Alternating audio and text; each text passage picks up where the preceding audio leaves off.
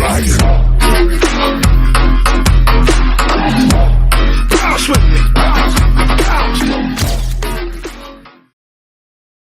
guys, and welcome back to another video on the Dragonboy Reacts channel. Now, if you're not familiar with me, I am Dragonboy, as always.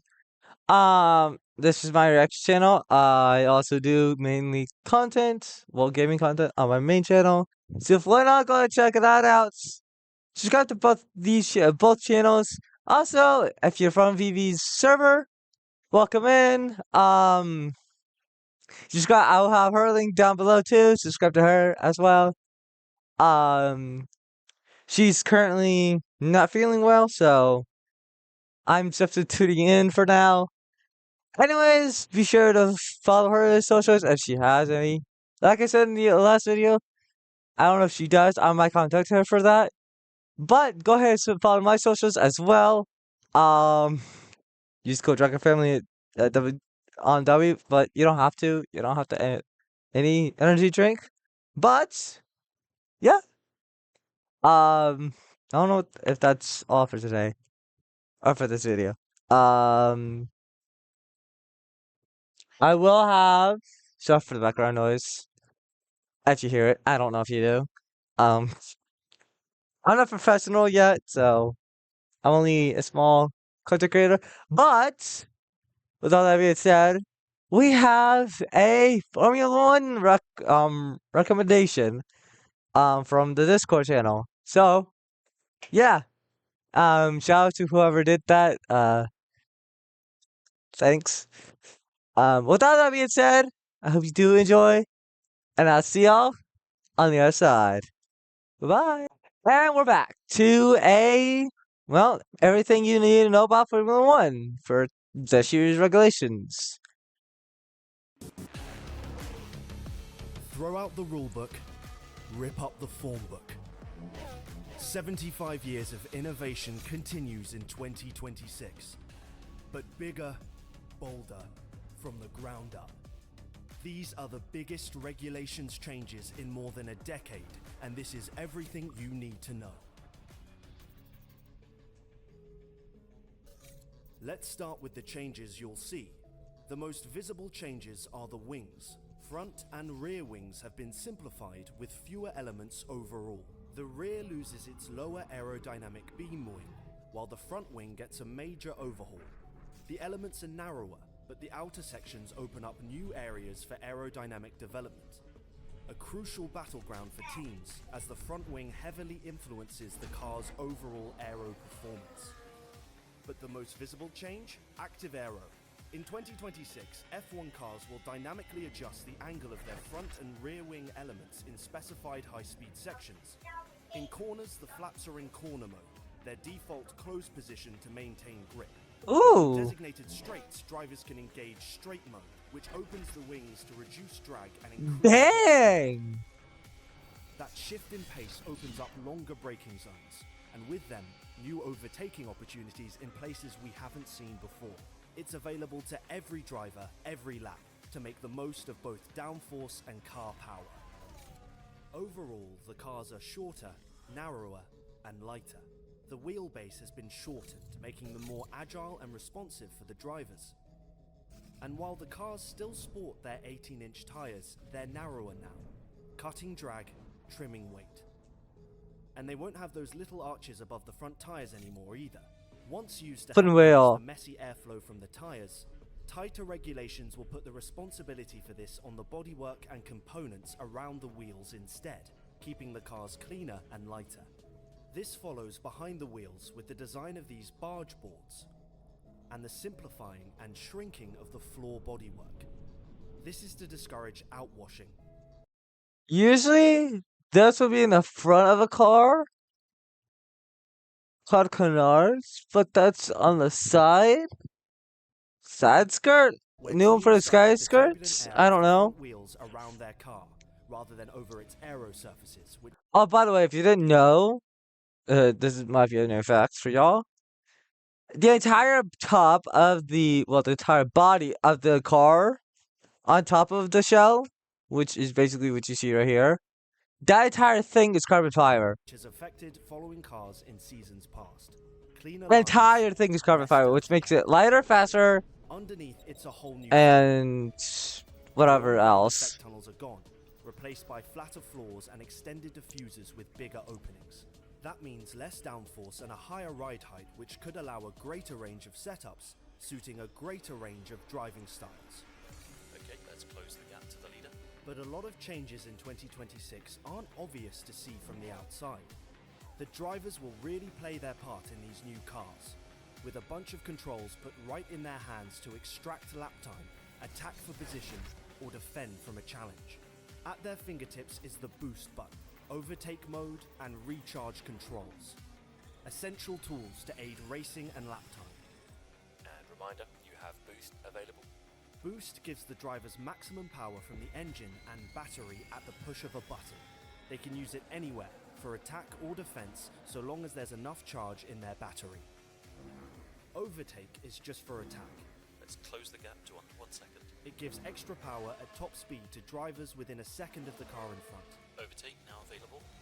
Essentially replacing DRS, it differs by having one single detection point which grants drivers the extra electrical energy to deploy for an overtake or to pressure the driver ahead to make them vulnerable later in the lap. Good job, let's keep going. And to power boost an overtake, they'll oversee their battery recharge as well.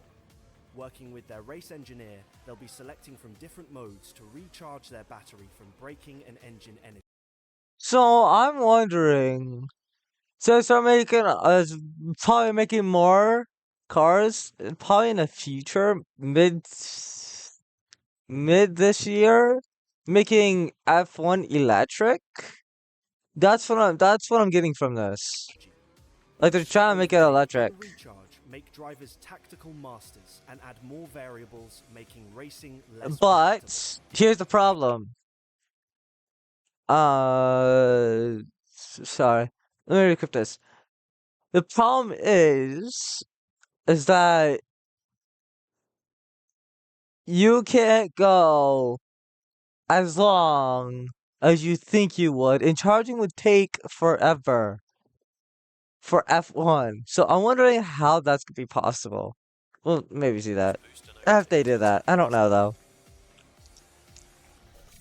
Powering this change is perhaps the most significant update in 2026, beneath the bodywork. The I love how they F1 have this unit has had a 26 complete number on this. At its core, it's still a 1.6-litre V6 turbo. Oh, okay. But the balance of Oh, power it's a has shifted hybrid. dramatically. The internal combustion engine output has been downsized, while the electric motor triples its output. That's nearly a 50-50 power split between fuel and electric, pushing hybrid performance to new heights. To power this new hybrid unit, the car's energy recovery system can now recharge the battery with twice as much energy per lap. This brings a host of clever recharge modes to recover energy under braking. Okay, so now what I said about the electric. Or even corners where drivers are only applying part power. But one component is gone, the MGU-H. This heat recovery system has been dropped. Too expensive, too complex, and not road relevant. By removing it, teams save weight and cost, making the power unit leaner and more focused on what matters most.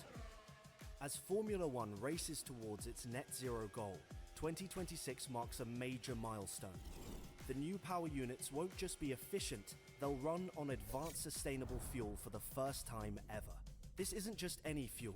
It's made from cutting-edge sources like carbon capture, municipal waste, and non-food biomass, and it's independently certified to meet strict sustainability standards. I'm sorry. When do we use food mass?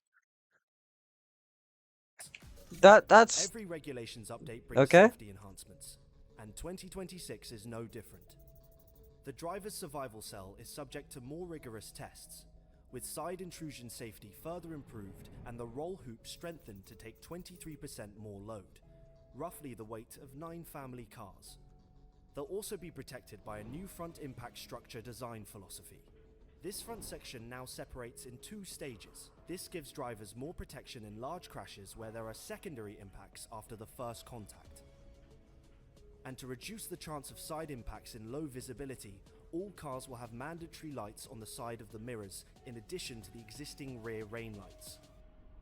So, how will the biggest F1 changes in 12 years change driving and racing in 2026?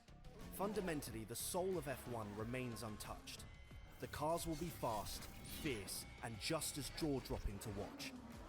What's changing is the challenge. With new tech and tighter rules, it's an even bigger test for teams and drivers to prove they've built the You know what it best car sounds like? and earned the right to be Like called the this best in the area, I world. think it's either the These new helicopter regulations weren't built in or the isolation actual from cars sound F1. like They were shaped by the FIA in close helicopters. collaboration with the teams and F1.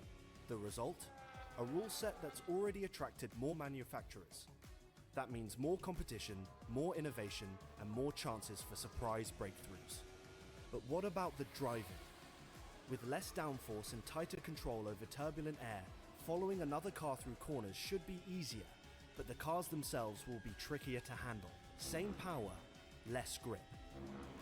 Driver skill will be on display with them on the limit more often. Okay, flat out to the end. The 2026 car is built for the future, with exciting racing in mind. Every move and every decision will matter more than ever. With cutting-edge advanced sustainable fuel, smarter energy usage, and tech that puts overtaking back in the driver's hands. It's not just a new chapter, it's a whole new playbook.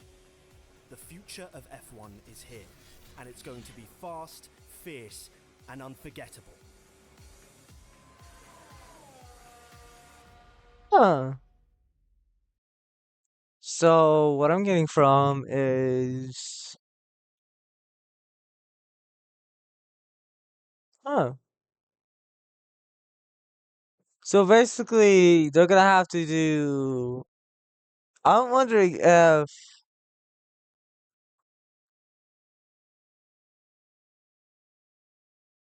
Give me a second to think. I want to edit this out.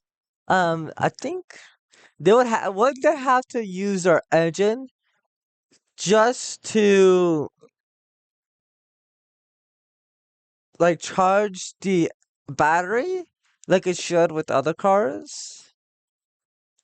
Like I think it's called an alternator, to where the engine, the car engine charges the battery for it to start up and like stuff like that. Would that do the same for the hybrid version? I mean, there are like hybrid cars. Just this is F1 and not like regular street cars, I guess. But anyways, with all that being said, if you do want to, if you do want to watch more, please leave comments down below, as well as, yeah, I don't know what else. This video, for some reason, I lost my thinking. My brain cells has been frying, but I wanted to get that out as soon as possible. So yeah, thanks for watching. Have an awesome day, and as always, bye bye.